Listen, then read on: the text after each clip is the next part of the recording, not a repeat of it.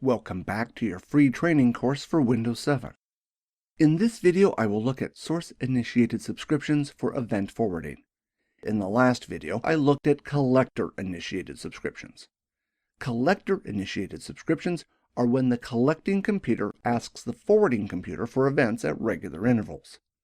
This works well in a small environment, but does not scale very well in bigger environments. In this video, I will look at source-initiated events.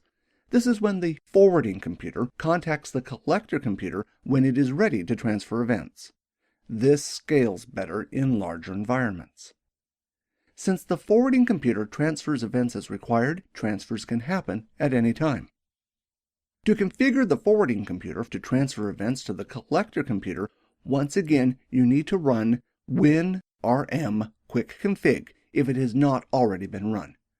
The computer next needs to know where to send the events. This is configured using group policy. The settings are found in Computer Configuration, Administrative Templates, Windows Components, and Event Forwarding. There is only one setting that you need to configure, as shown here. It is quite long, but it essentially tells the client where to find the server or servers that are collecting events. If you watched our last video on collector-initiated events, you will remember having to add the computer account for the collector computer to the local event log readers group. Since the forwarding computer is contacting the collector does not require access to the local computer, and thus this step is not required. I will now change to my Windows 7 computer to look at how to configure the computer to forward events to another computer configured as a collector. In order to configure this computer for event forwarding using source-initiated subscriptions, that is, the client will forward events to the collector automatically, I need to open a command prompt with administrator rights. Just like I did in the last video, where I configured the forwarding computer to use collector-initiated subscription, I need to run WinRM QuickConfig unless it has been run before. Once again, I will press Y for both questions to configure the Windows Remote Management Service and the Windows Firewall for use with event forwarding. Once the configuration is complete, I need to run gpedit.msc from the Start menu to edit the local group policy. In an enterprise environment, you would create a group policy for the domain so you could configure multiple computers at the same time. To configure the source-initiated settings, open Computer Configuration, Administrative Templates, Windows Components, and then Event Forwarding. In this folder, select the second option that begins with Configure the Server Address. In the group policy, select the option Enabled. Next, the server settings need to be configured. If you look at the Help section at the bottom, the syntax for the server location is shown. It can be a bit precise and complex, but if you stick with the defaults, it is a lot easier. To configure the subscription settings, press the button shown. From here, you can enter in multiple subscriptions if needed. This will tell the client where the address of the collector is. All I need to do is enter server equals and the address of the collector. You need to enter in the fully qualified domain name, so I have added ITFreeTraining.local to the end. You could also use HTTPS if it was configured. In most cases, simply putting server equals and the fully qualified domain name is enough. If you need to put in additional parameters, refer to Help in Group Policy. That is all you need to do to configure the client or forwarder to use source-initiated subscriptions. Next, you need to configure the collector. To do this, you once again need to run WinRM QuickConfig.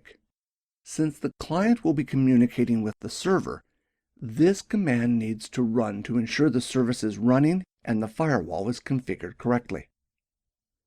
Next, the command WECUtil with the parameter QC needs to be run. QC stands for QuickConfig. This is the same command that needs to be run to set up collector-initiated subscriptions. Lastly, you need to configure a subscription on the collector. This basically tells the collector to expect forwarders to contact it with events. You can configure the subscription using the event viewer and also using the command line tool WECUtil. I will change to my Windows Server 2008 R2 computer to show how to configure it to receive forwarded events. First of all, open a command prompt and run the command WinRM QuickConfig. Just like on the forwarders, press Y twice to configure the service on the computer and the firewall. The next command that needs to be run on the collector computer is WECUtil QC. This will configure the Windows Event Collector service. This service will process the events sent from the forwarders. Next, I will open Event Viewer from the Start menu to configure a subscription for the collector. This process is much the same as the previous video on setting up collector-initiated subscriptions. First of all, right-click on Subscriptions and select Create Subscription. From here, enter in a name and a description for the subscription. After this is done, select where you want to store the forwarded events. I believe in most cases you should leave it on the default forwarded events so that the events are kept separate from the regular events. Below this, select the option Source Computer Initiated.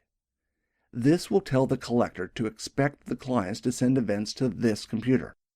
Once this is done, select the option Select Computer Groups. This will determine which computers will have access to send the collector events. In most cases, it is simplest just to add the domain computers. This will allow any computers in your domain to forward events to the collector. At the bottom, you can add any additional certificates if you need them. Once you have finished deciding which computers will have access, go back to the Properties and press Select Events. This will configure which events will be collected. In this case, I will select Critical and Error Events and select all the Windows logs. The more events that you select, the more traffic that will need to be transferred to the collector from the forwarder. If I select the XML tab, notice the selections I have made in XML format. It is possible to use your own XML file here. In a moment, I will look at how you can export the complete subscription and import it again using XML. This is a great option if you want to configure multiple computers the same way. Once the subscription is configured, I can exit out and go back to the Event Viewer. Once back in the Event Viewer, all the subscriptions that have been created and the current state of the subscriptions will show under Subscriptions. There is a lot of configuration for subscriptions that can be performed from the command line. From the command line, run WECUtil with no parameters to show all the options. The names for the commands are very long. However, Microsoft has helped by creating a 2-letter code for each command, making it a lot easier. The first command I will look at is Enumerate Subscription, which can be shortened to ES.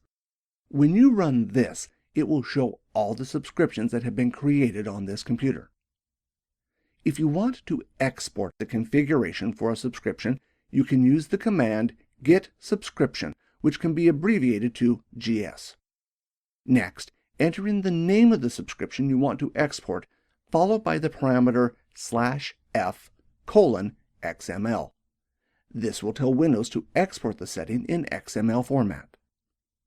Lastly, you want to store the data in a file, so use the greater than sign, followed by a file name. This tells Windows to take the output from the WECUtil command and save it to the file given. If I use the command type with the file name to which I just exported the data, you can see the XML subscription file in XML format. Generally, it is easier to use the Event Viewer to create new subscriptions rather than creating an XML file. However, if you want to import an XML file because you want to use the same settings on a different computer, you can use the Create Subscription option, which can be abbreviated by CS, followed by the file name. In this case, the command will fail because there is already a subscription on the computer with the same name. That's it for the command line. When we go back to the event viewer, notice that the subscription has an exclamation mark and came up as inactive. Right-clicking the subscription and selecting Runtime Status will give you some information. The error code in this case means that no forwarders on the network have used the collector as yet. I will now pause the video and allow some time to pass. Now you can see the subscription has a green tick and the type has changed to source initiated. Given time, the forwarder will transfer events to the collector.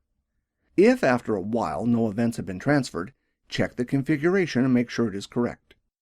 If no events are coming through, check the server location in Group Policy and also make sure that you have not configured too many filtering options in the subscription, preventing any events from being transferred from the forwarder to the collector. This covers event forwarding, collector initiated in the last video and source initiated in this video.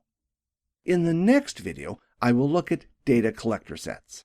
Data collector sets allow you to measure performance settings on your computer, helping you to troubleshoot problems.